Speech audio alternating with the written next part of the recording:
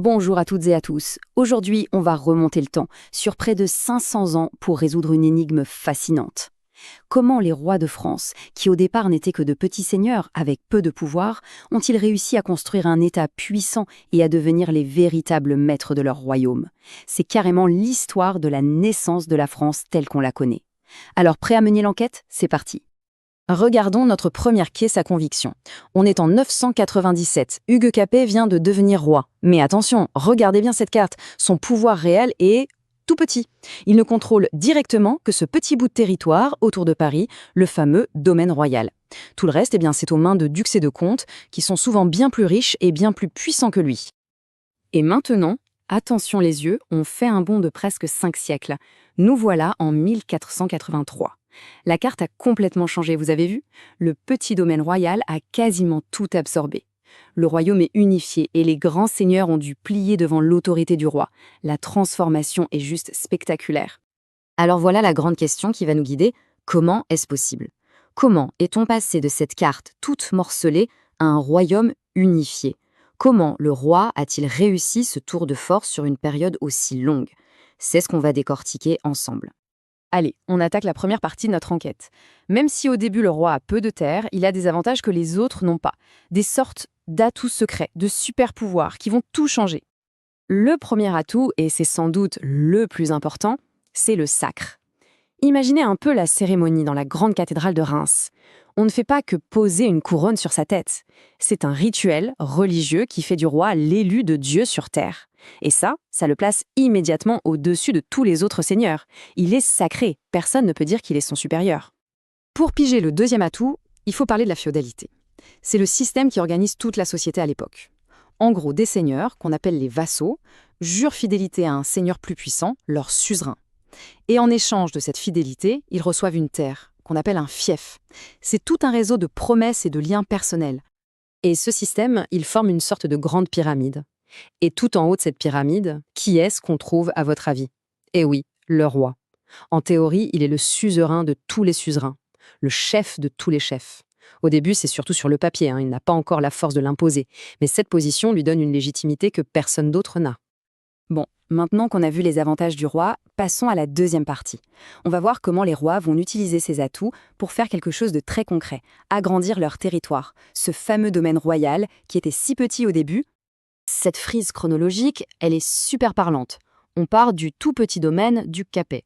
Et puis regardez comme ça évolue. Un roi très important, Philippe Auguste, remporte une victoire capitale à Bouvines en 1214, et là, le domaine s'agrandit d'un coup.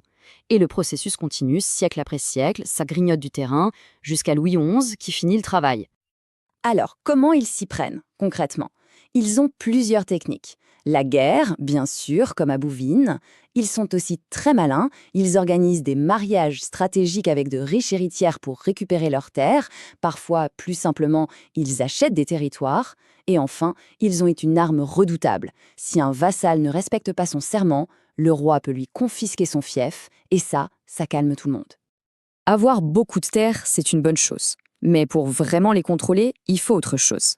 Les rois vont alors devoir inventer une nouvelle machine super efficace pour gouverner. C'est ce qu'on appelle l'État moderne. Alors, comment ça marche, ce nouvel État? Tout en haut, il y a le roi qui décide, aidé par son conseil. Mais la vraie révolution, c'est l'invention des baillis dans le nord et des sénéchaux dans le sud. Ces personnages sont les représentants directs du roi. On les envoie partout dans le royaume pour rendre la justice, collecter les impôts et lever l'armée au nom du roi. Le pouvoir du roi n'est plus seulement à Paris, il est partout. Et pour être sûr que tout le monde obéisse, les rois se dotent d'une vraie boîte à outils du pouvoir. Ils créent une justice royale, qui est au-dessus de celle des seigneurs. Ils mettent en place une armée permanente, à leur service et toujours prête. Ils imposent leur propre monnaie dans tout le royaume. Et bien sûr, pour payer tout ça, ils instaurent l'impôt royal. L'État moderne est en marche. Mais attention, cette belle construction a bien failli s'écrouler. Elle va devoir affronter le test le plus difficile de son histoire. Un conflit terrible qui va durer plus de 100 ans. C'est la fameuse guerre de 100 ans contre les Anglais. Alors que tout semble perdu pour le royaume de France, une jeune paysanne surgit de nulle part, Jeanne d'Arc. Écoutez bien cette phrase tirée d'une lettre qu'elle envoie au roi d'Angleterre. C'est incroyable de détermination. Elle dit qu'elle est envoyée par Dieu pour le chasser de toute la France. C'est un mot nouveau et puissant. L'idée d'une France unie commence à naître. Et l'action de Jeanne d'Arc va être décisive. Elle redonne du courage aux soldats, elle libère la ville d'Orléans, mais surtout, elle réussit à emmener le roi Charles VII se faire sacrer à Reims. Reims, la ville du sacre, vous vous souvenez? Ce geste redonne une légitimité immense au roi de France et un espoir fou à tout le royaume. C'est un tournant majeur dans la guerre. Ouf, on vient de traverser 500 ans d'histoire. C'était intense. Il est temps de faire une petite pause et de résumer les points essentiels de cette longue affirmation du pouvoir royal. C'est le moment de tout mettre au clair.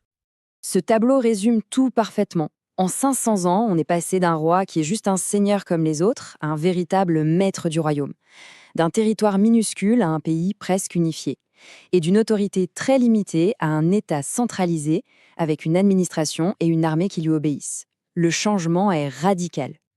Allez, pour bien reviser, voici les dates clés à retenir. 987, c'est le début de l'aventure avec Hugues Capet. 1214, la grande victoire de Bouvines qui change tout. Ensuite, la longue période de la guerre de Cent Ans entre 1337 et 1453. Et au cœur de cette guerre, une date décisive, 1429, quand Jeanne d'Arc libère Orléans. Et les personnages incontournables de cette histoire?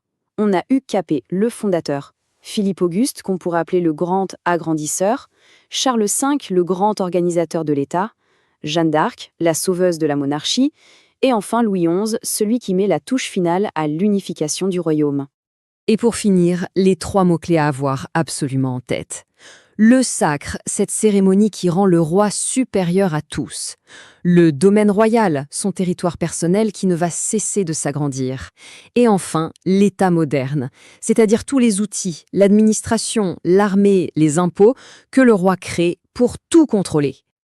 En conclusion, la réponse à notre énigme de départ, c'est que sur 500 ans, la France est passée d'un puzzle de territoire, contrôlé par des seigneurs, la pyramide féodale, un véritable État unifié et centralisé autour de son roi.